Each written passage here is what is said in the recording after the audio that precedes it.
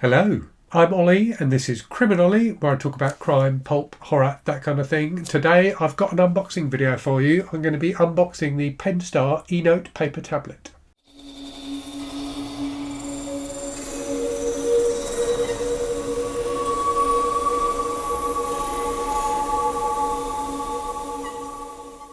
So normally I talk about books on the channel, but sometimes I talk about e-readers and other e-ink devices.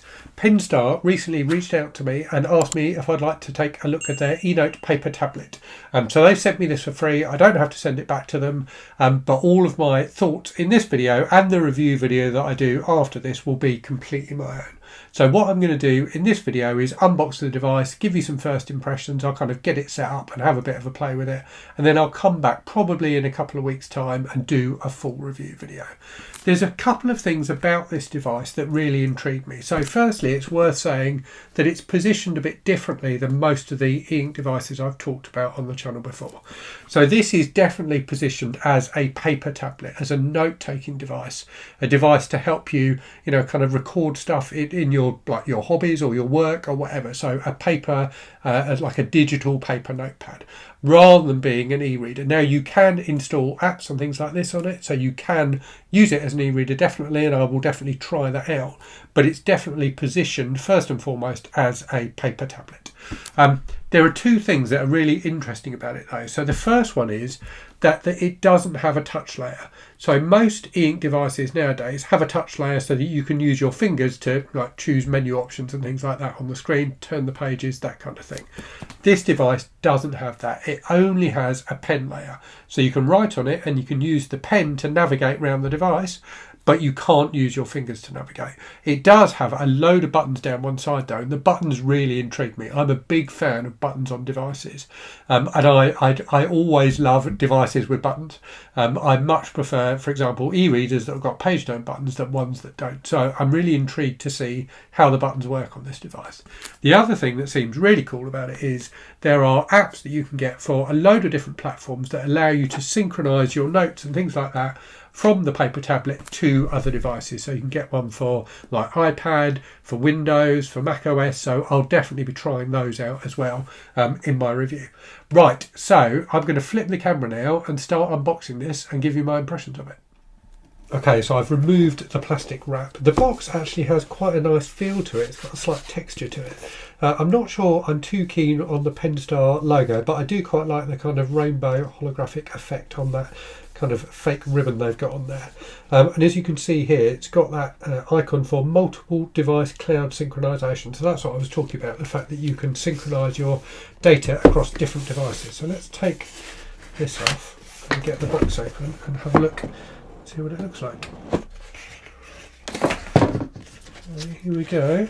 So here's the device. Let's just see what else we've got in here. So we've got a quick start guide, we've got the pen, which I'll open in a moment, and that looks to be about it.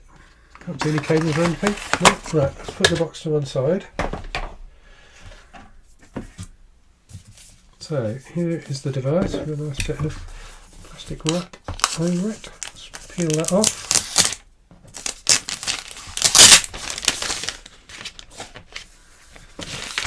It's really quite light. It's got kind of a solid feel to it, but it's lighter than I expected it to be. It's very thin as well. I don't know if you can see that. I think it's 5.5mm thick, maybe slightly thicker at the corner there, but really nice and thin and decent feeling. So this is the cover, which seems okay. It does feel a little bit plasticky, but it's not too bad. And this is the device itself. So you can see there's a load of different buttons down the side here, which I think you can configure to do different things as the user. Power is off at the moment. I wonder if does this cover detach somehow? Not sure. I'll have to take a look at that. Right, what I'm going to do now then, actually let's have a quick look at the pen, and then I will take it away, get it set up, and come back and show you how it works. So the pen is just in a simple cardboard box. So there are, right, so we've got a USB-C cable there to charge it. We've got the pen here, There's something else in here. I think there's probably spare nibs. Yeah, so there's a load of spare nibs there. I just managed to. Here's the pen. It's not too bad feeling. It's quite plasticky, but it's got a decent kind of feel to it. It's not too bad. So right, so yeah. So I'm going to take this away, get it set up, and then come back and show you what it's like. Okay, I've got it set up, and I'm definitely intrigued by it so far. There are a couple of limitations which I will talk about.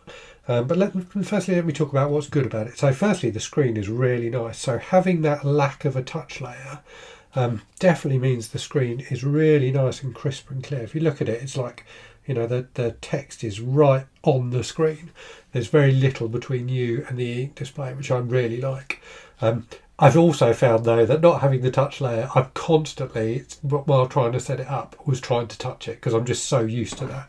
But instead, you use the pen, so you can just click through things easily, and it's quite decently fast and responsive, I have to say. So there are a number of different apps pre-installed. So you've got like a notepad, you've got an email client. There's a Wi-Fi transfer, which I used to link it to my laptop to get a book sent over to it, which worked really well. There's a browser, and there is also the Chromium browser on there as well. One thing it doesn't have, and this is definitely a limitation, is the Google Play Store. So it's not going to be easy to install apps onto it. It runs Android 11, so you definitely can install apps onto it, but I might need to download some APK files and figure out how to get the Google Play Store on there. I'll definitely try and do that before I do the review video. The pen works really well. It is kind of a bit light. The device itself feels more premium than the pen, I have to say. But the pen works very, very well. I'll just show you the cover as well. So again, the cover doesn't feel quite as nice as the rest of the device, but it just magnetically attaches on the side there. So very easy to take on and off. But the device itself is really nice. It's got a nice heft and feel to it. There's a USB-C, so power button at the top, and a USB-C port at the bottom, and the buttons work well as well. So let me just show you the buttons quickly. So this one, I don't know if this is supposed to do something or not, or if it's just supposed to show you what the buttons are, but basically there's a home button, there's page up and page down buttons, there's a back button, a draft button which just opens up a new notepad, and then a browser button, a recent reads button which takes you into your most recently read book, which is really nice, and then a refresh button which just refreshes the screen. So if I click that, just refreshes the screen and gets rid of any ghosting.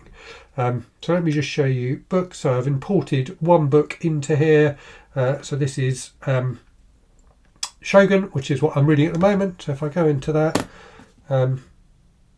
renders really nicely.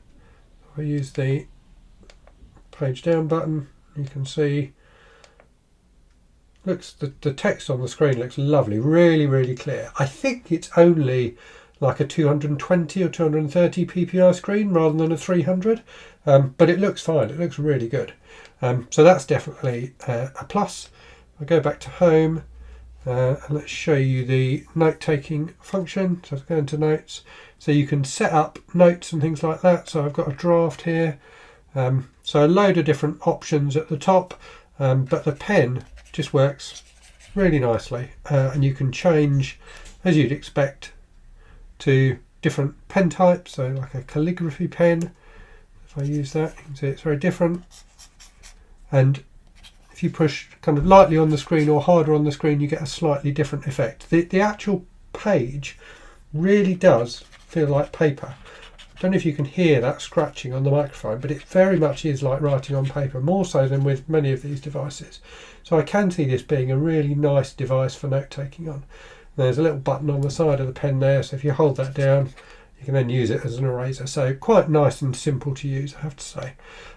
So yeah, I'm going to take it away, have a bit more of a play around with it. So far I like it. I like it a lot. I can see myself using it as a notepad. I can see myself using it to read on. The lack of the Google Play Store is definitely a bit of a limitation, but the pen seems to work well, and I think it's going to be an interesting experience getting used to using it as a device. The other thing which has been a limitation so far is I tried to plug it into my laptop to transfer some books over. So I've got a MacBook, and it just didn't recognise it as a device at all. So I need to look into that and figure out if there's a way to do that. That's why I used the Wi-Fi option to transfer that book over. What I'd like to do is just be able to plug it in and sweep my whole library onto it. So we'll see if that's possible, and I'll report back on that in my review. I noticed in the previous section there were some parts where the camera kind of went out of focus, so I thought I would film a separate section with the device flat on the table just to show you the notes part again so you can see that a bit better. So if I go into notes here, let's create a new note. So it gives me a like a new notebook. You can give it a cover. You can either do text or write. So let's just put test in there. Okay, that. So here we have the first page. So I've been doing a to-do list using this today. So it's got a to-do list there, but you can change from a bunch of different templates. So there's planning ones, there's creative ones, there's basic ones. So let's just go with a dot style page.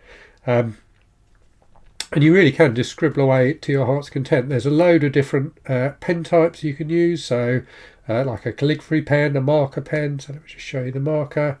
So that's a very different style. But all of them seem to work really, really well. And it really is like you're writing directly on the, on a piece of paper. It's very, very intuitive. It works really nicely.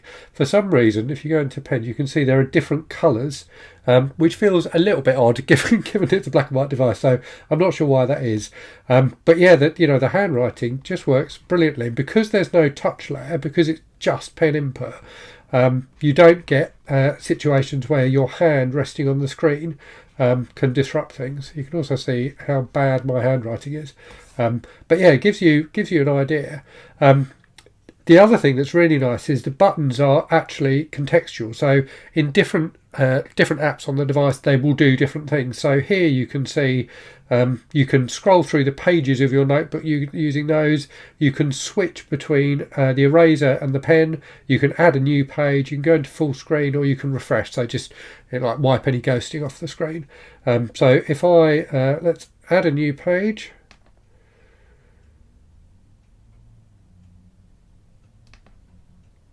There we go.